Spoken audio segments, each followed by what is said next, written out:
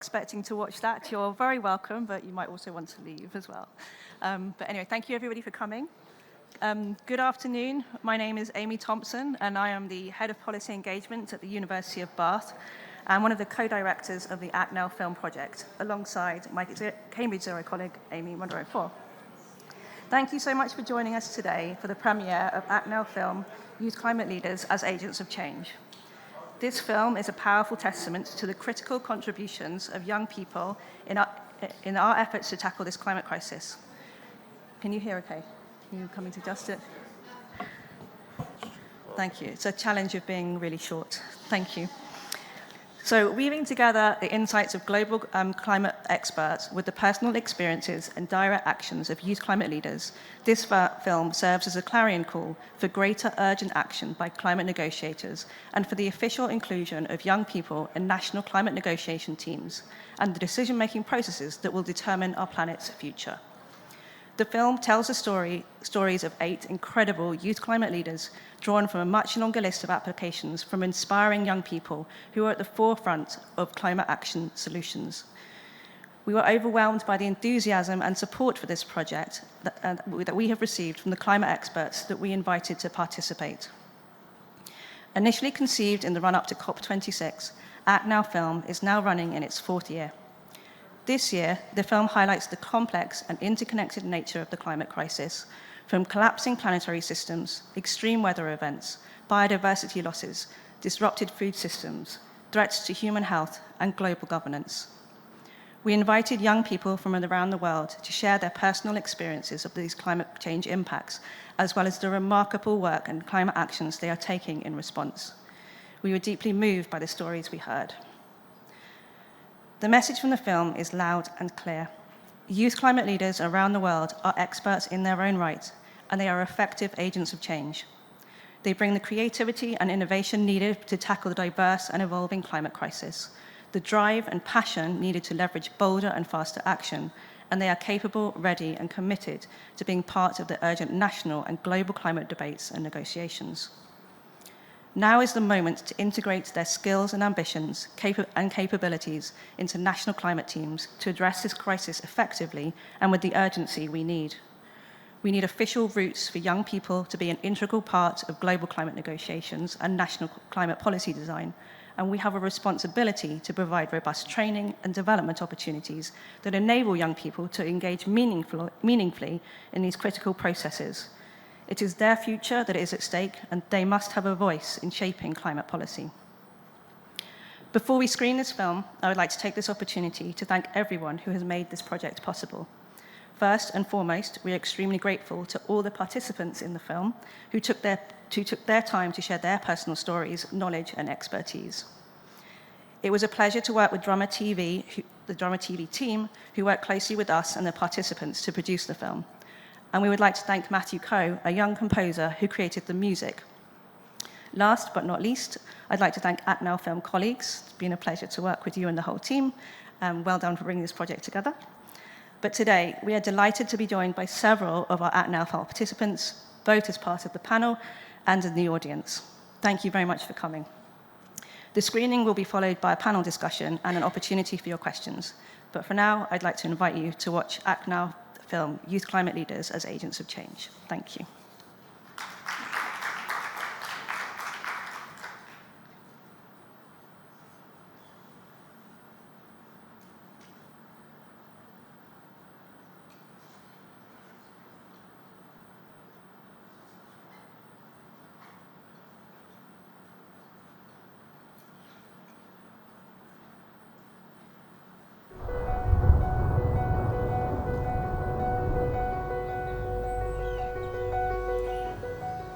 For the longest time, I have been advocating to have young people in national negotiating teams and in climate negotiations because, frankly, what we are negotiating, what we are deciding, is not about us. It is about the next generations.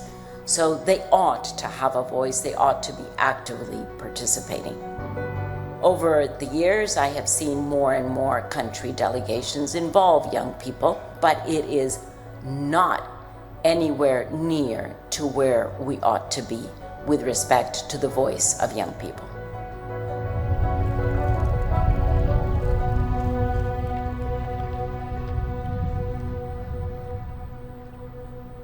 So a tipping point is where a small change makes a big difference to a system.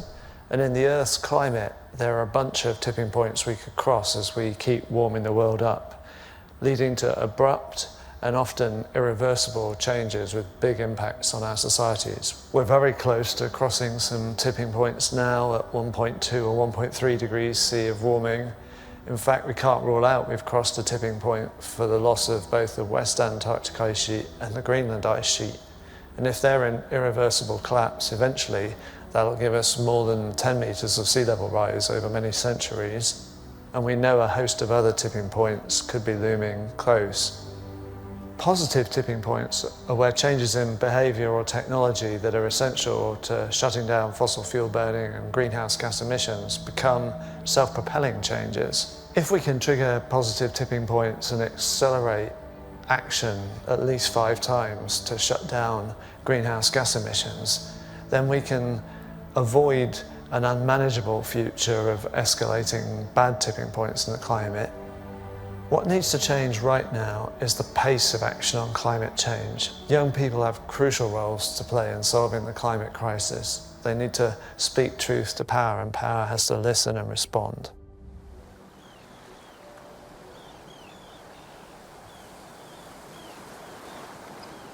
With the global tipping points failing, it's depressing thinking about the future of my country. In Kiribati, we live 2 meters above sea level, and we don't even know if in 50 years we'll be able to live on our land. My passion for advocacy was born out of frustration with the inaction of world leaders. Kiribati's contribution to the global carbon emissions is 0.001%. Most of the bigger countries haven't faced most of the effects of climate change yet, but we are, and that's our reality. And we might be the first ones, but we won't be the last if there's not enough climate action done. In Kiribati, our path into climate advocacy is different from other countries. While young people in most other countries advocate or fight against their own government, in Kiribati, we work alongside our government in the fight against climate change. Last year at COP28, it was the first time I attended COP as part of Kiribati's first ever youth delegation. I was fortunate enough to speak on several panels and to meet with international delegates at COP to raise awareness of the frontline struggles that we are facing in Kiribati. As part of my advocacy, I am involved with a Kiribati youth-led organization called Sungaru Youth Action. It is a platform for young people to have a voice. And so we provide a network of like-minded young people. We also try to mobilize our young people to take care of our lands. We do cleanups and mangrove plantings to give back to the land. Even 1 centimeter of sea level rise can be devastating for island states like ours. But there can still be hope. While we cannot turn back the clock, there is still time to ensure the existing issues are not exacerbated, but we have to act now. Extreme weather and climate events are changing in all regions of the world. There are many threats associated with those changes in extreme weather events and extreme climate events. For instance, in case of heat waves, there are impacts on health. We can already say some people are dying of the consequences of human-induced climate change. There also impact on ecosystem and the potential for further amplification of the climate crisis. So with change in drought, we can have in some regions also vegetation that is dying, and this leads to a further emission of CO2, which further amplifies the change in the climate system. There are also several threats for tropical regions, for instance, associated with tropical cyclone, where we see that the proportion of extreme events, so the most intense events, is increasing. Also, the heavy precipitation associated with such event is increasing, and there is a combination with sea level rise, which means that there is increased risk for coastal inundation. What everybody should have in mind about what is at stake is that we are speaking of a global crisis. So those changing climate extremes, they don't happen in isolation in single location. Those increases we are seeing, they're happening everywhere at the same time. And that's a major threat of this crisis, is that these global dimensions means that you have basically no alternative in some cases when impacts are felt. It is essential to involve young people in decision making because we are speaking really of decisions which are going to affect the world in the coming decades. It's, as mentioned, it's really about their future, and that's why it's important to involve their perspective in this decision making. When Super Typhoon struck, I was 16 years old. I felt terrified. You know, the wind was deafening, the rain was relentless. I felt like the world was collapsing around us. We literally went back to zero. Like, our house collapsed, all of our things are not there anymore. And it was the point when I was questioning, like, what's the future like? At that point, it was really all about survival. I just refused to accept that this would be the new normal. And I realized, that our community and community like ours around the world were suffering from a crisis we did not cause. So the Climate Justice Liability Petition is asking the Commission on Human Rights to investigate 47 carbon majors for their human rights violations linked to climate change. We submitted the petition in 2015, and it was signed by thousands of people. And after 7 years of battling with carbon majors, going back and forth, we won, and that was historic for us. I'm still very much involved in climate activism, climate action in the Philippines and in Southeast Asia. In fact, my best friend and I has just established an institute called Institute for Youth in Climate Diplomacy, which aims to empower Southeast Asian youth leaders to be in climate diplomacy spaces. Young people have been at the forefront of climate innovation and activism. We've demonstrated that we are effective agents of change, and excluding us from negotiations is a missed opportunity for progress. The future of our planet is non-negotiable, and we cannot afford half measures or delays. And every moment of inaction means more lives lost, more communities devastated, and more ecosystems destroyed. And for policymakers, integrating young people into your teams is very important. Because we bring solutions, youth bring solutions, we bring drive and the energy that can transform negotiations and accelerate action. Loss and damage for climate change mean it is when the climate impact a people, impact a community, or impact a land. There are some losses. People can lose their home from an extreme weather event like floods. That is what is happening right now where I am in Chad.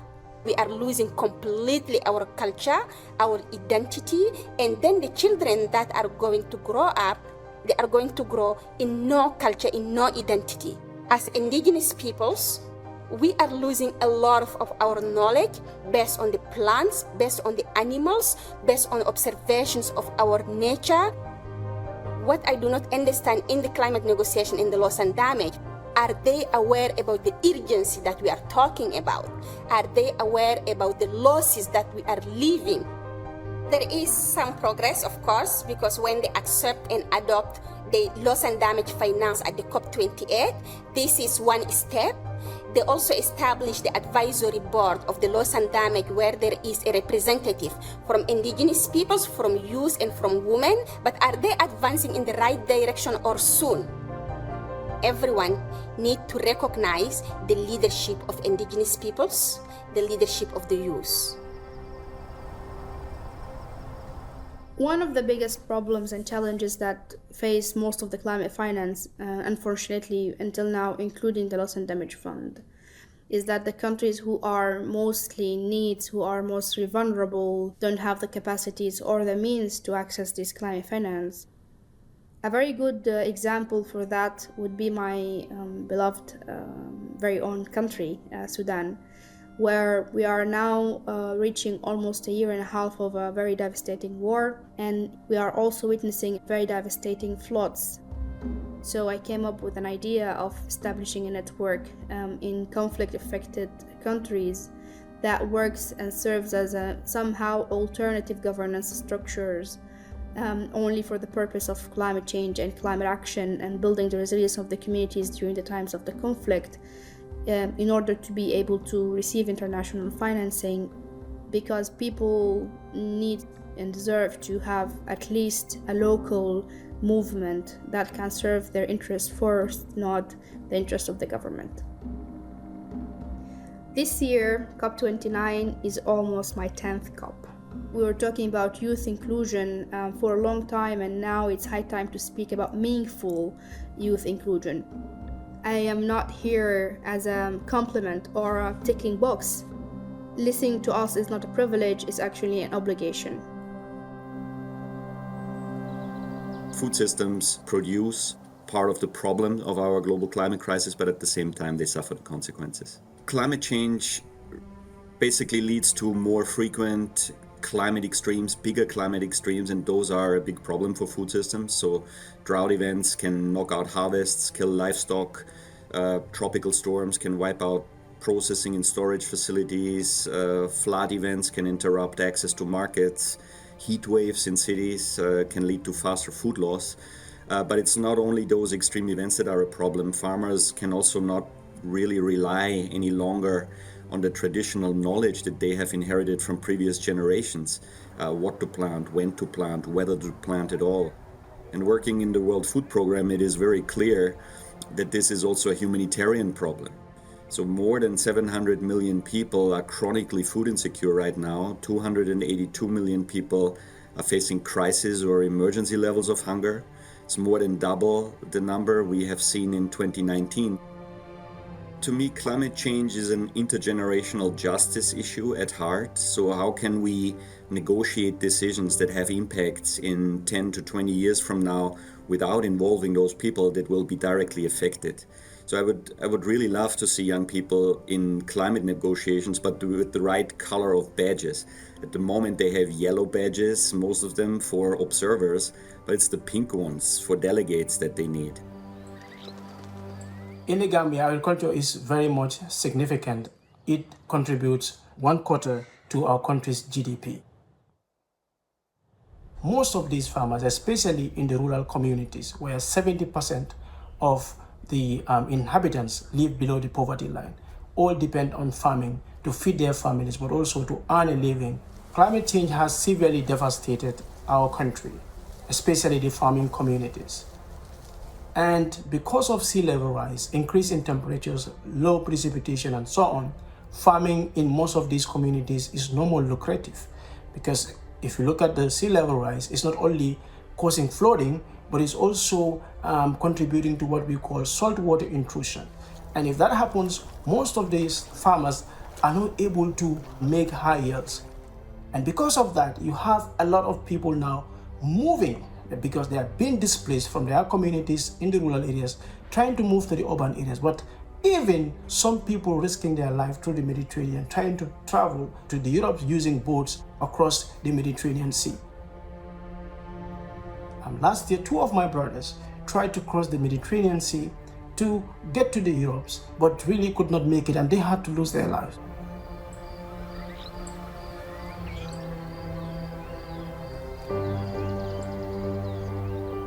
Last year, I was fortunate to be among the 100 delegates by the COP28 presidency. This was a significant step in terms of including young people in the climate policy processes. We've been able to go through rigorous training on mastering climate negotiations, and we have been given a space at a personal level. My government gave me a government badge, and I was able to attend climate negotiations where I was attached to our climate finance lead negotiator. With support from Yongo and the government of the Gambia, I've been able to introduce the local conferences of youth on climate change in the Gambia.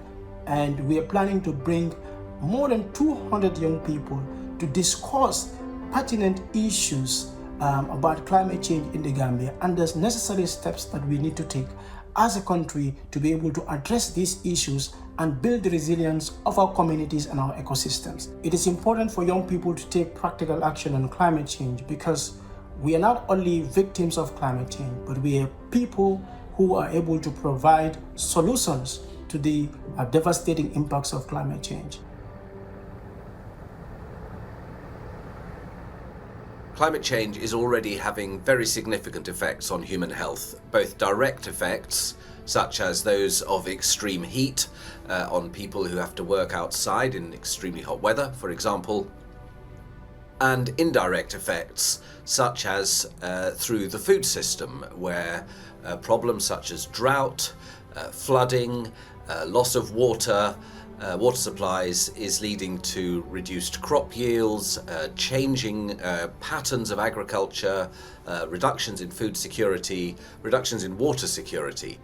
Young people will both endure that greater burden of things worsening over time, and they will have to endure it for a greater proportion of their lives. So they will have to live for longer than people like me, with the stress and uncertainty around those harms, with major effects on mental health and well-being, as well as on their physical health. If we are to succeed at tackling the climate crisis, we need urgently to involve young people meaningfully in policy making and decision making. It's incredibly important. My generation and those before mine have profoundly failed, but we continue to pretend that we deserve to be in charge. We need to end this destructive arrogance and pass on power to people who have the energy and the drive and the knowledge and the understanding and the capacity to do something where we have failed. When I was 17 years old, I had to move from my home country, Venezuela, due to its political and economic crisis, to Bogota with my siblings. Bogota is a huge city. We're talking about 10 million people. And sadly, it's also a very polluted city. So I was born with asthma, and sadly my asthma got worse as I arrived to Bogota. That has been an ongoing thing in my life. When I moved to New York, now suddenly we didn't have air pollution from trucks, but we have these massive wildfires. And my first 3 months in New York were the same as being super worried that I was gonna land in a hospital due to the smoke of wildfires. And that's what air pollution does. It reminds me a lot of how my own forced displacement was, because it takes away your agency and your capacity to choose. El derecho a no obedecer, or the right to not obey in English, is a social platform that empowers young people to influence public policies and influence social narratives. We work on climate action and clean air, refugees' rights, and civic engagement. To influence the mindset of people in Colombia around clean air, particularly in Bogota, I installed a giant pair of cotton lungs in the middle of one of the busiest public transport stations in the city. And I saw them as they became darker with the day and with air pollution. They started pretty white and they ended up pretty dark. And that symbol alone, it became a nationwide symbol for people to advocate for clean air in their own communities. And that led to the creation of a youth-led roundtable in the Intergovernmental Action Plan, to so many young people being involved in air pollution in their own communities, and to open the conversation to what would be, years later, the National Clean Air Policy of Colombia. Young people offer a unique and very different set of experience. Young, diverse, Black and brown, indigenous, refugees, women, and children, not only older young people. And we need to make sure that all of these are involved in the negotiation room, but also in the negotiation teams, that states understand that the effects of the climate crisis are disproportionately affecting the next generations, and we want those generations to be part of the negotiations team and understanding, how do I want my country to lead climate action for my generation and for the ones that are coming after me. My first experience of a direct climate impact was back in 2021. Here in British Columbia, we experienced an unprecedented heat dome that lasted for 27 days and actually caused over 600 heat-related deaths in the province. Wildfires were burning across the whole province, but especially around where my grandparents lived, meaning that they had to be evacuated from their home due to the intensity of the smoke. And I remember how the sky was blotted out, that you could barely see the sun. And I remember my throat was stinging, my eyes and my nose was burning. When disasters or other climate impacts hit, they can have a wide range of impacts on our mental health. And so for some people, if that isn't supported, it can lead to, anxiety about, okay, is this going to happen again? What will I do the next time it happens? But also a lot of grief, because of what was lost. We need to think of climate resilience in terms of emotional and social resilience. Young people especially feel burnt out about the prospects of the climate crisis, primarily because this is something we're going to be working on for our whole lives. And so it's essential that we support them to sustain their climate activism for the long haul.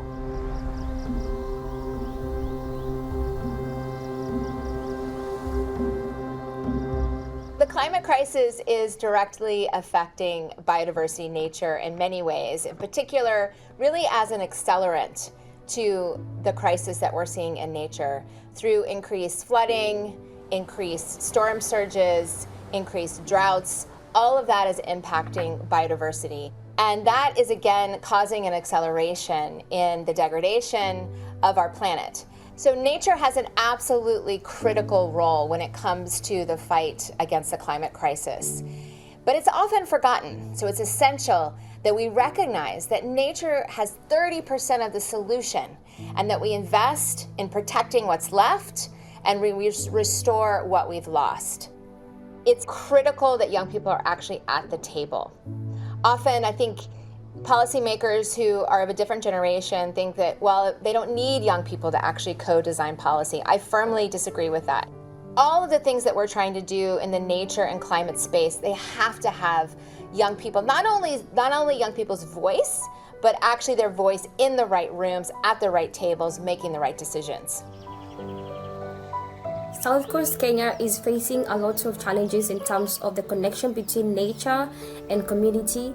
When we encounter sea level rises, a lot of areas in this part of Kenya, the coast area, experience a lot of flooding, and this has led to destruction of forests, of homes, of wetlands, of rivers, which has led to decrease in terms of our biodiversity in this aspect. As Mazingira Initiative, we've been able to work with our 42 indigenous women into this mangrove restoration, which is one of our key focus. And through this, we have been able to plant or restore 10,000 mangroves in a place called Funzi Island. But climate change in terms of sea level rise has caused rampant of infringement of salty water that affects the levels of salinity that the mangroves deserve to survive in. So when we have a lot of these sea level rises, it leads to effects in terms of the marine life that exists in these mangroves.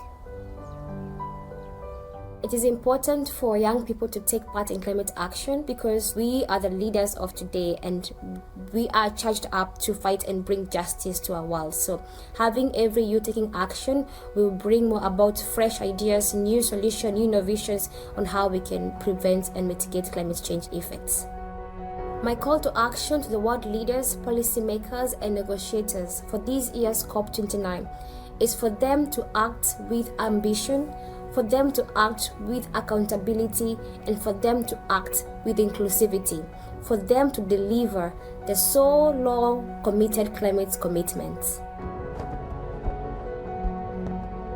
We need long view leadership, thinking beyond short-term political cycles to deliver solutions for both current and future generations.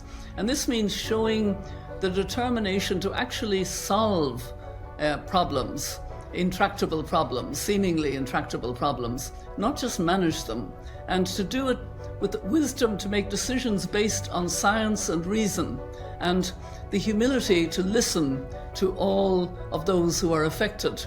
I'm very keen on the involvement at all levels of young people, young leaders, because Literally, the future is being decided over the next few years. And what I mean by the future is the future of our world. Will it be a livable world, or will it become more and more difficult as it heats up?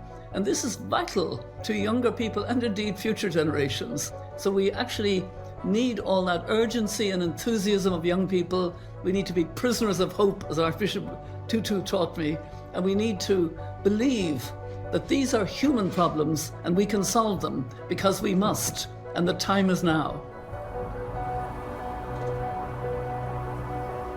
When I was 20, I decided that I was going to create my own NGO. It's called Último Recurso, as the last appeal or the last resource, and it's the first and only Portuguese climate litigation organization, and it's focused on climate law and using all the legal tools that we have to fight climate change and protect the human rights. In order to define our first action, we needed to answer the question, who is the most responsible person or entity in Portugal for climate change?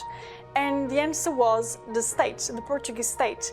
So we decided that we were going to sue the state. In 2023, I was in Brazil doing an exchange program, and I received a call from the presidency of Portugal.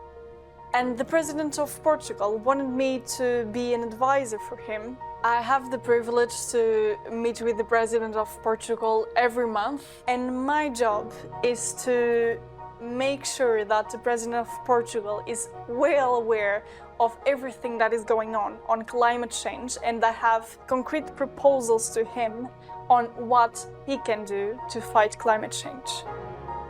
Right now, everyone wants a young face, a young person at the table, and it's very difficult to tell if it's because they want to listen what we have to say, or they just want the picture to post on social media. Education is important to tell the difference between youth washing and meaningful youth engagement. But more than that, I think what really matters is to provide youth with the resources they need to have a real impact on the society. And this means finance, capacity building, and training.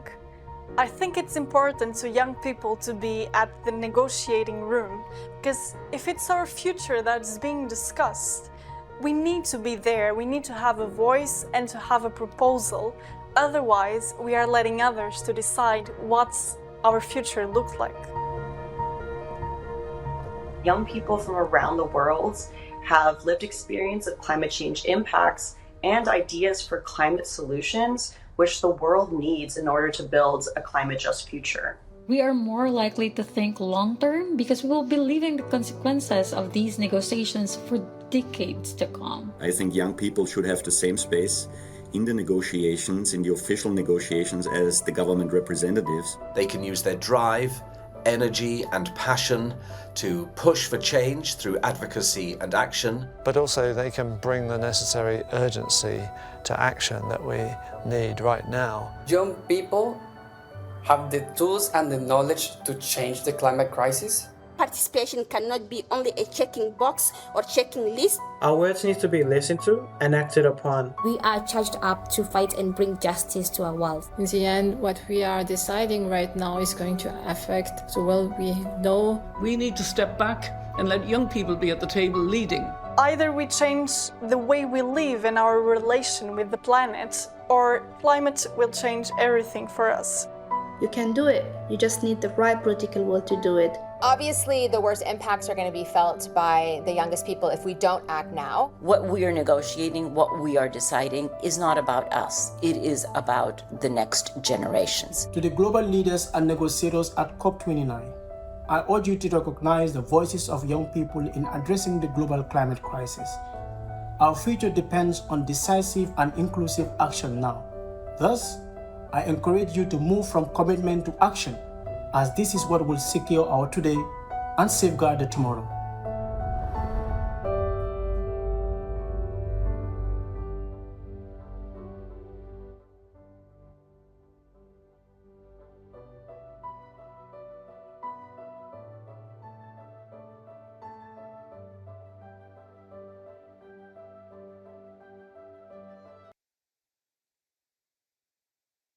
Honor, thank you, to be a part of for the last year. I'm even more honoured to introduce 4 of the young people who appeared in the film this year to have a discussion about the process, the film, and also their amazing work. So could I invite Mariana, Marinelle, Dorda and Nisreen, and also Amy Thompson, who's been working with me on the project over the last year.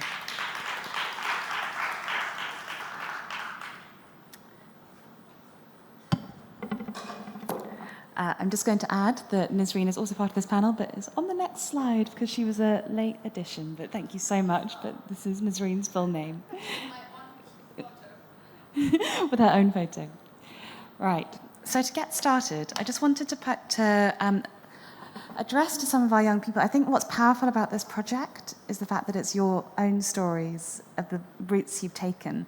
So I wanted to hear a little bit more from each of the young people about what motivated you to get involved in climate action. And as you tell your story, maybe you could say your name and use it to introduce yourself, these stories. And if we could start with Marinelle and then work down towards Dorda, that would be great. Thank you. Thank you so much. And thank you so much for having me in this film. It is a great honor, and the film was very good.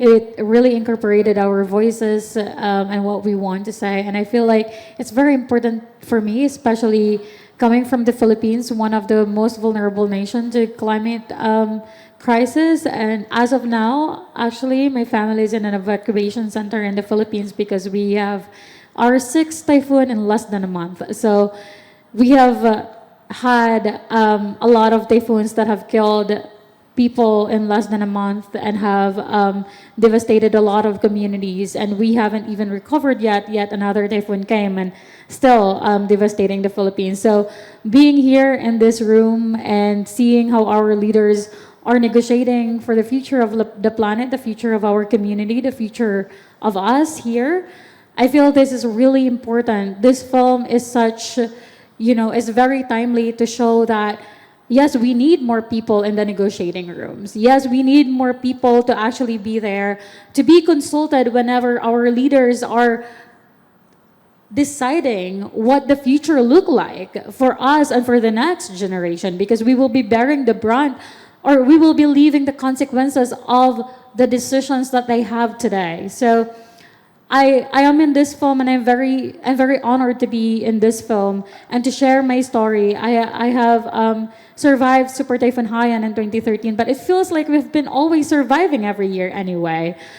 So when we say that Super Typhoon Haiyan was the strongest typhoon ever recorded in human history, we're not sure if that would be the case, because there have been a lot of typhoons who have been devastating not just the Philippines, but all over the world. We have been seeing more stronger typhoons every year, and they're record-breaking. And I just really don't want that to be my way of life, that my new normal would just be surviving every other typhoon. So, thank you. Thank you.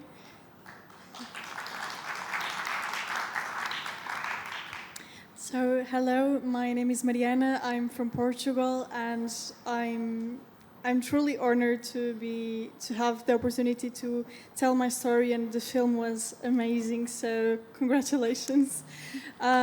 So I grew up with my grandparents, and my grandparent was in agriculture, and my grandma used to do domestic work. And I grew up in the global north, but inside of the global north, I was in a very underprivileged situation, and I was very lucky to grow up with my grandparents, so they could teach me the relation that I should have, the right relation that I should have with nature. And from the very beginning, I could valuate I could put value on the things that actually meaningful for us, like the food, like having a house, like have the privilege to go to school. And when I was in high school, I had a teacher that she used to show us photos of her trips, of her traveling, and there was one class that she showed us a picture of an island in Bali. And first she showed us the pictures of Google, and it was amazing, and I was like, oh, I want to go there, it's a beautiful beach, and well, it was beautiful. And then she showed us real pictures. Like she went there and everything was destroyed. And I was like, what is going on? Like, I was in my bubble. Portugal is one of the most affected countries in Europe, but still, I was in my bubble and I was like, what is going on? So I started to do some research on my own, and when I found out climate change was real, I was very upset. I was very very anxious.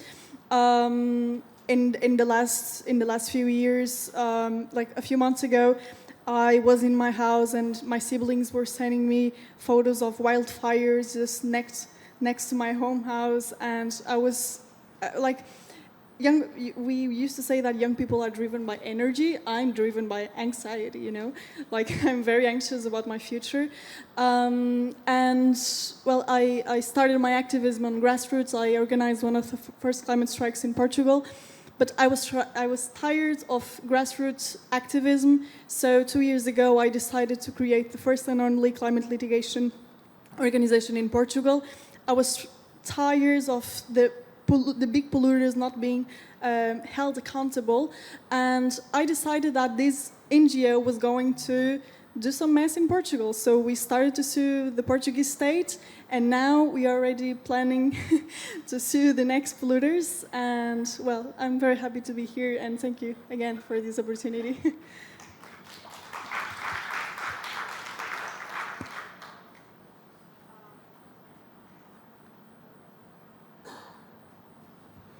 I am glad, first of all, to be here, and thank you all for coming today. Well, I'm glad that Mariana mentioned the climate anxiety, because a lot of people want to sell the idea that, oh, don't talk about climate change anymore or climate crisis because young people have anxiety because of climate change, and you should not really be pessimistic about what's happening and so on. And I was like, dudes, this is not why we feel anxiety. We feel anxiety because you're not doing anything about it. So we will keep talking about it until you do something, and it's on you to make us stop having anxieties. It's not up to climate change, because it's you who caused the climate change. It's not climate change causing itself, basically. Yeah, what was the question again? The question was, what motivated you to get involved in climate action? You already started to get into that. Oh, yeah. No, really. I think I've been asked this question a lot, and I have a story that I tell everyone because it happened really. But I don't want to tell it again today, because I did already in the morning. And I feel a bit of repeating myself. But I think basically why anyone should do anything about climate change is because climate change is an existential threat to all of us, not only as humans, but also all of the creatures. And I think the humbleness that we get when we learn that the humanity is actually the smallest of species. We are only I think 2 kinds, and then there is different descendants, 6 or 7. So this is very small comparing to how many species there are from one kind of species, and how many types of it. I think also why should anyone do climate activism is basically because we will not have future. And call me a pessimistic, but this is the reality. We are not going to stop at 1.5 because this is the trajectory of the emissions. And even if we stopped yesterday, 1.5 will not happen. This is science saying it, not me. And 2 degrees is already very bad, specifically for the African continent. But the trajectory is taking us into 3.4 Celsius, which is catastrophic to the whole globe, basically. And we have a chance to make 2 Celsius happen because we didn't, as in the video, we didn't miss that tipping point yet, but we are in the way. And I'm just fed up of everyone talking about indices, where indices is basically, for me, a joke when someone says, well, you broke my hand, but you can offer to pay for my health insurance, for example. Or if I say, okay, you burn my house, but you can offer to give me candies. I think this is the reality.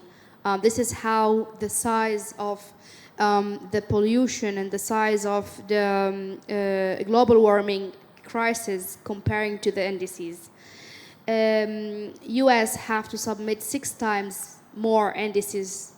Russia didn't submit for many years. India have to submit 7 times NDCs.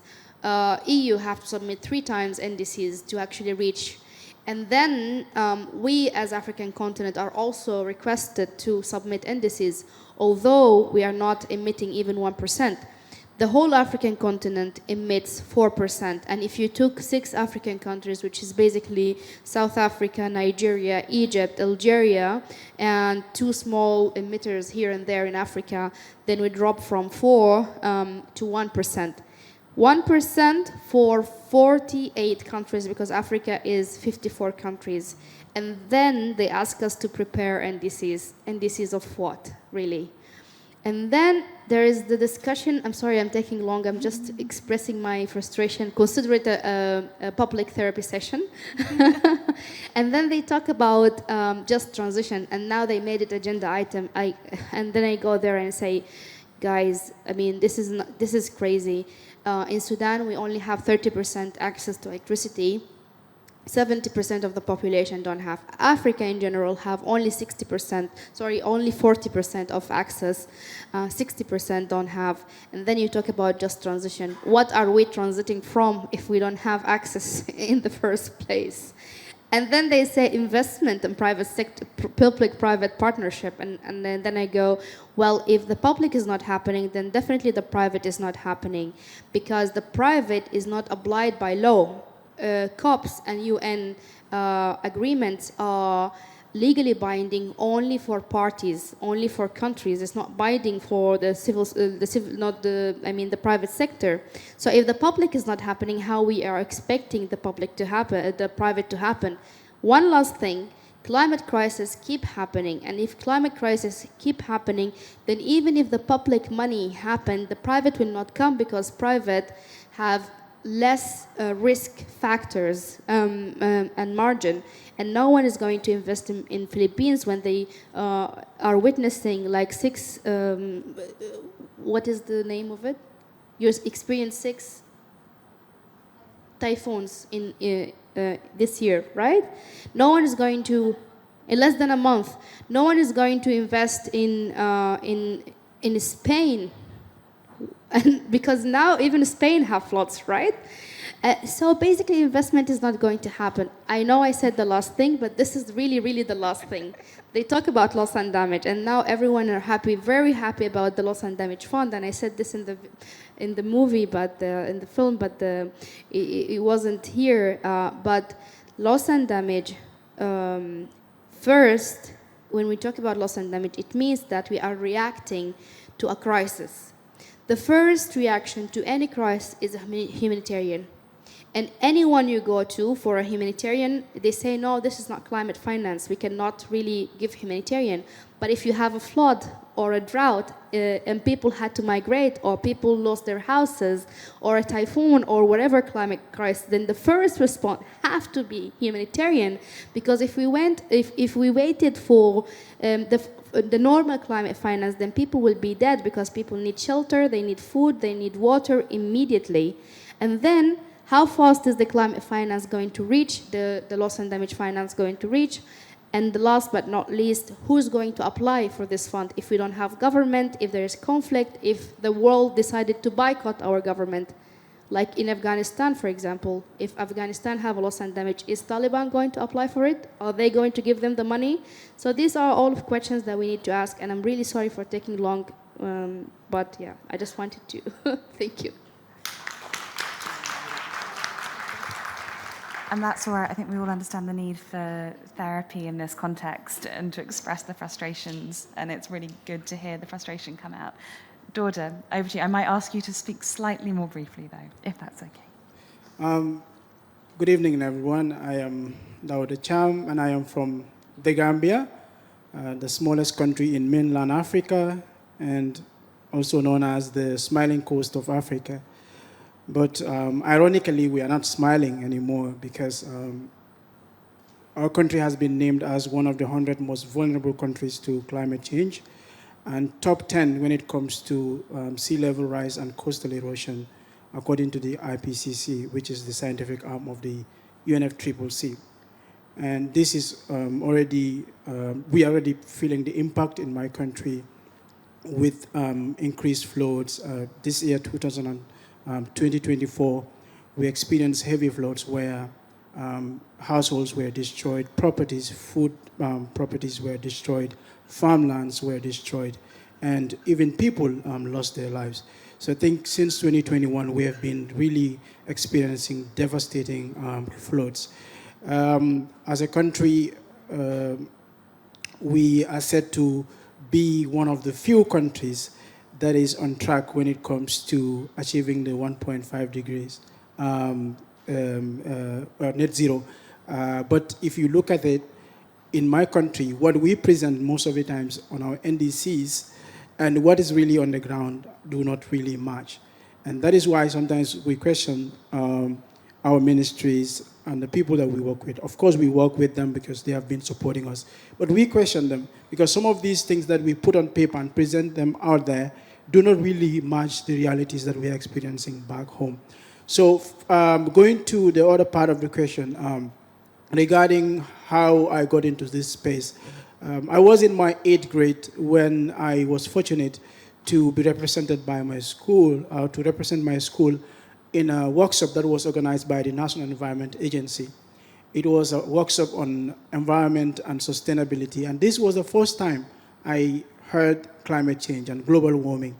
And these two words really, or phrases really sound so big to me. And after the conference, or after the workshop, what I did was, at the time, I did not have access to phone or laptop or computer. I had to go and, to the internet, then find out what really climate change is and global warming. And then I got really worried when I read about it because my colleagues here said they were moved or got inspired because of the anxiety. But for me, it was a worry for me. So that's when I started some clubs within my school and tried to sensitize my peers, but also organize some cleanups within the school. Then when I moved to the urban area for my secondary education, I started joining clubs or organizations that are also into environment and climate change activism. And today, the organization that I worked for, I joined them in 2019, being a national volunteer, and I became the volunteer of the year in 2019, I could remember, and then I was actually appointed to become a project coordinator, and then today I serve as the deputy director. For me, that was, I think all of that happened because I was really moved and I was really interested in serving the people, trying to make sure that I create that awareness among communities to understand that climate change is really a threat to our existence and that we need to do something about it. So this is what it has been for me. And over the years, I have been able to mobilize young people from the length and breadth of the Gambia through youth consortiums, through conferences where we share our ideas and try to influence our national policies, but as well as the global policies on climate change. Yeah. So. Thank you so much. And I'm going to, before we move, do give Dada some applause. Before we move on to the next discussion, I want to say thank you to Marinelle. Marinelle, very sadly, has another very important meeting she has to get to, so huge thanks to Marinelle. Thank you. Wonderful, thank you. So we're at our official stop time, but I'm willing to go on if we have the room. Wonderful, thank you. So, this film has called for the official integration of youth further into the COP process. And all of you have engaged in this process in different ways. So I'd like to ask, what does it mean to you to integrate youth into international climate negotiations? What does that mean from your experience? And where do you think that needs to go? So what does it mean to you to officially integrate youth into these negotiations? Do you want to go first, Dada? Yeah. Yes, just like I said in the video, of course, we will all agree that recently we have seen a lot of programs that seek to empower young people to take part in climate negotiations. And I gave a good example of myself. Since last year, I've been attached to our lead negotiator on climate finance. And this year, I'm also following finance, but as well as adaptation. But again, we understand that this is not enough. Young people really need to be in these spaces. My colleague said it in the video that, yes, involving young people is one thing, but meaningful involvement is what we are asking for. We just don't want to be spectators in the negotiation rooms, because most of us, honestly, even though I've been attached to a lead negotiator, when I get into the negotiation room, I don't have the chance to speak, even though I have ideas, I have maybe youth perspectives that I would like to share. Sometimes they would even draft text and entirely forget about children and young people, and it only comes into the text when someone suggests it to them. So it means still there is something that needs to be done for young people to be in these spaces. Because I always say this, young people, we are not only vulnerable, but we are people that when we are brought to the table, we bring in innovation. I mean, we are people who are leading organizations in our countries, we are leading business, we are entrepreneurs, we are engineers, and so on. So all of that, you have them among the young people. So having them in these spaces are really important. And we are really very powerful now when it comes to these climate change issues globally, because we are able to organize ourselves as young people through Youngo, which I am part of, that now young people, well before COP, 1 year before COP, we always prepare ourselves that we are able to go with something to the COPs.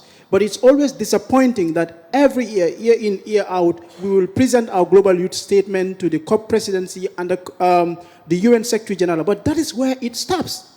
Nothing comes out of it after presenting. This year we presented our global youth statement, and this is a robust document that outlines the policy demands of young people. These are some of the changes that we want to see. But come to think of it, next year again in Brazil we will present another document, and nothing will come out of it. And that is why I think now we need to move from these sweet talks and get to action, because that's the only thing that will bring in the noticeable change that we all want to see. Yeah. I'm sorry if I started the habit of public therapy. But really, I mean, I think there is a lot of hot air because I think the frustration that we are all as young people are feeling is we are feeling that they keep letting us down every time in different formats. And I will provoke that young people should not be the negotiators or in the negotiating room. Young people should be in the beach celebrating their youth, because I was negotiator for a long time and I really feel 70 right now after only 5 years of negotiation.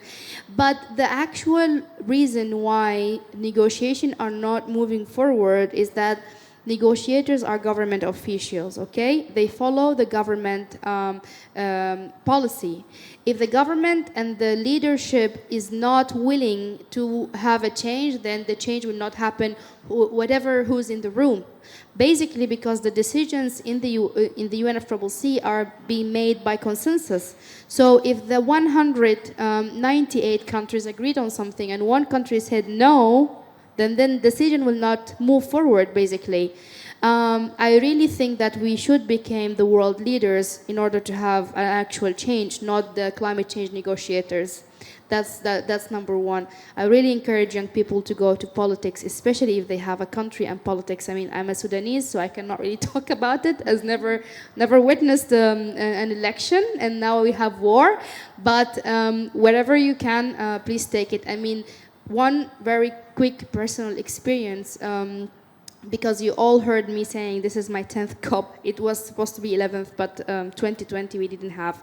In 2016, I was negotiating capacity building and gender. It was in Marrakesh. It was 2022, just after Paris. Everyone was still so happy that we got the Paris Agreement which was very much for me, I'm sorry for using this word, but a shit, because it's voluntary and nothing legal, like really binding of it. But I said, okay, let's try to work with it. And then in the middle of the COP, guess what happened? Trump won. And the whole American delegation were crying. We had John Kerry, we had everyone was really stressed. And then the next day we went to the negotiation room, and the same people who were crying yesterday came with a total different face, like total numb. And they blocked everything. They said, we have new leadership, we cannot make decisions. We have new leadership, we cannot make decisions. The whole COP was just a waste of time because the Americans could not take a decision because they have a change in the administration. And then we had these blockages for like 2 years, and then the third year, Trump pulled out of the Paris Agreement. And guess what? Just before this COP, Trump won again. So welcome to the next 4 years of, no, we cannot accept this because we have a change in the administration. So let's change the world by being the world leaders ourselves, really. Thank you.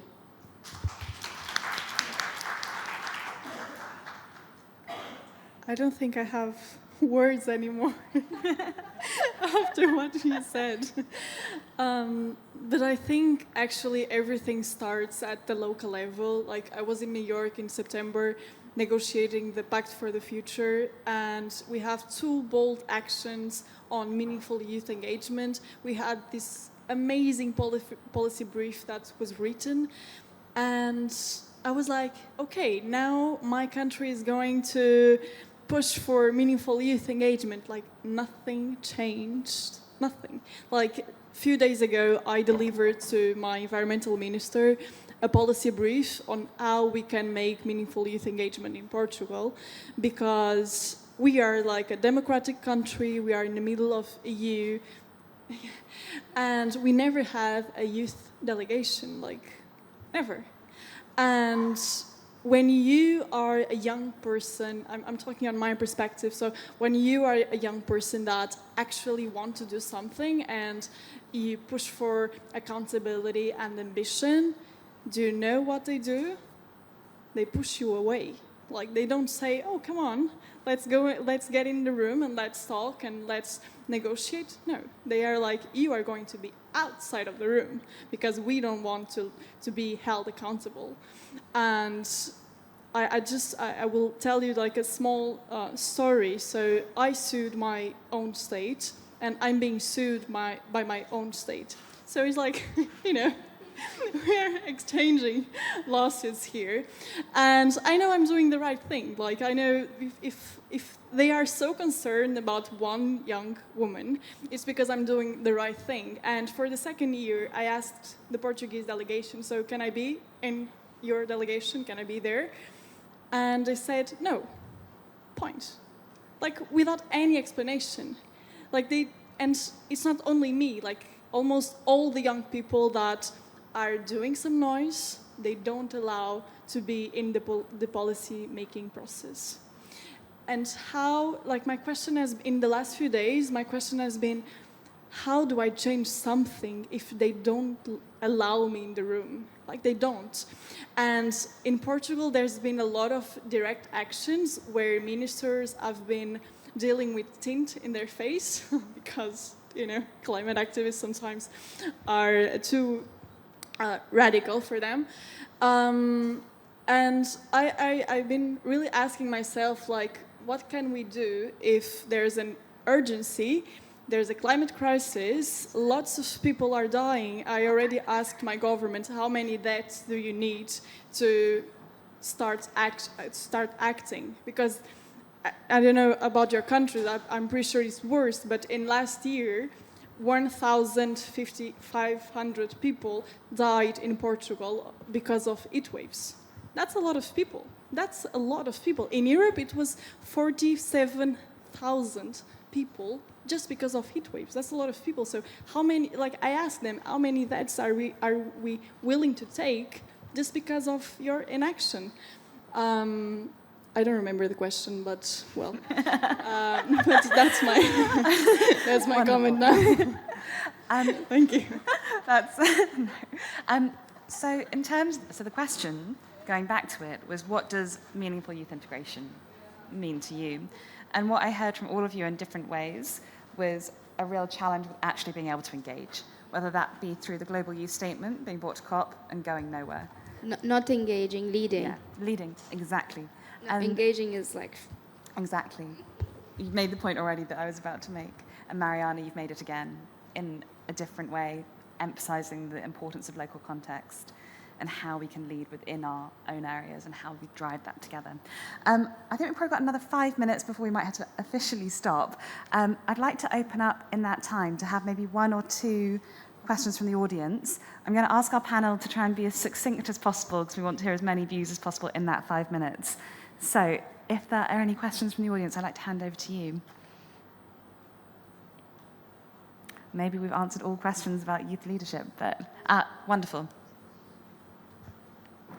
Hi, thank you so much. It's such a great way to end the Capacity Building Hub. And the question that I have brings us back at the end of this Capacity Building Hub day to a question where we've just heard from 4, and on the film, many more incredibly competent, articulate, experienced, knowledgeable, energetic, dynamic young people. What kind of capacity building do you need? Or how would you frame capacity building in this kind of space? What's the ask from youth in terms of strengthening? We talked in other sessions today about reframing the concept of capacity building into something more like knowledge and learning partnerships. So if I could ask the question in that way, what would you think about it? Thank you.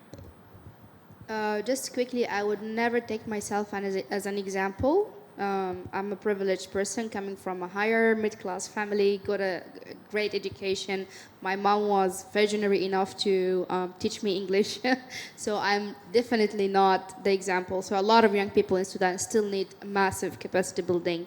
But I think the problem is normally is what do you need the capacity to do, basically. If we are talking about farmers, then the capacities that they need is how to use climate-smart agriculture, which is definitely totally different than the capacities that people who want to come to negotiation need. So you need to really define what do you want to do with it, because capacity building is a very big terminology, right? But then to do what with it? So I return the question back to you and say, what kind of action do you want? And then definitely you will have a lot of ideas on what capacities do you need to build, but I am definitely not an example. It's not the common case. I'm not sure about you, but I heard you saying last time that you were the first in your family to have a higher education, so she's also not very good example, but people on the ground still need a lot of work. In additional responses, I might throw in that challenge actually and ask you to say and think about, because it was a question we thought about coming to, are there specific capacities that you think that you need? Are there specific areas of action where you think young people might need skills or different skills? I think I need another phone because my video was so bad comparing to the others. So guys, we have a cup here if you want donations, tips, anything. That's capacity building too. Yeah. Yeah, I think just to add on to what she said, of course, young people still need capacity building. Back home, I will give you a very good example of the local conference of youth that we usually organize every year. I think this year is the 3rd year that we organized it. A lot of them don't even know what climate change is in the first place. So bringing them in that platform and talking to them about climate change, for me, that in fact is capacity building. But I think other forms of capacity building could be maybe in the form of skills. Would it be in research, in innovation, so that these people can be able to apply those skills to be able to adapt to this changing climate. So I think it could be more of skill building and not necessarily just saying capacity building where we go into webinars and have capacity building or in workshops, talk to people, and you're not giving them skills that they can use to survive. So for me, I think we can look at it in that perspective. Yeah. Okay. So I think we need to start investing on soft skills rather than hard skills. And this might be cliche, but as she said, I'm the first person in my family with access to education. And today I'm here and I've done a lot of things that I was not supposed to do, or I'm in a lot of spaces that I was not supposed to be because I came from a very underprivileged and poor background. So I could like identify all the skills that I had to build and all the things that I had to learn to be here today. And the first one was networking. And you may say, okay, this is another cliche, but there's a lot of people that ask me, how do you do it? Like, how do you network with people? How do you introduce a conversation? How do you start? How do you talk with people that are way older than you? And well, now in my NGO, I started to give these lectures for people so they have the same knowledge as I am. So networking, leadership, how you manage something, how you lead people, how you inspire people. Third thing that I don't know to do it yet is how to deal with policymakers that don't want to lose their power, their privilege, and they talk with you with a lot of arrogance as you shouldn't be in the same place as they are. I don't know how to do it, yeah. So if you know, please tell me. Well, I think these three things are like, we really need to know how to do it. Fourth, resilience. So to be in the climate policy space, you need to be very resilient because you'll have people to try, again, to put you outside of the door and you'll get backlash. Now, I'm being sued by my own state, so you'll get a lot of backlash. And sometimes I thought like, forget it, I will go like to parties and drink and have fun with my friends. But then again, I'm like, okay, no, I have a mission, I have a vision, so I'm pretty focused. And I'm very lucky to be built in resilience, but I know there's a lot of people with anxiety and fear, and on the first backlash, they are like, okay, no, this is not for me. So yeah, I think these things, yeah. I can maybe quickly add to that from is this on? Yeah. From a project perspective. So over the 4 years of the project, we've spoken to a lot of young people from all around the world working in different ways. And there are some young people, quite a number of them, who didn't realize what climate change was. They didn't learn about it in school. They were experiencing it, but they didn't realize what it was. And I think there's a big piece of work to be done in that space. And then you've got people from, for example, Kiribati, who are taught at school how to migrate safely from when they can no longer live on their land. So capacity building needs to be specific to location and to the people that it applies to. These guys have very eloquently spoken about the skills that are needed, so I don't need to talk more about that. But it's also about process in this space, understanding the language that is, the technical language that is used within the COP negotiating spaces, the frameworks, and understanding that kind of space and and sort of structures, because that's really a barrier to a lot of people to just have the confidence to engage. But the local specific thing is also really important. So I don't think there's one answer to capacity building. I think it's a huge portfolio of capacity building opportunities that will be helpful. Can I just say 3 more things? So public speaking, social media, how to communicate in social media, I think that's very powerful. And third, mentorship. So a few months ago, I discovered there's a lot of young people with mentors, and I was like, really? Nobody told me that before.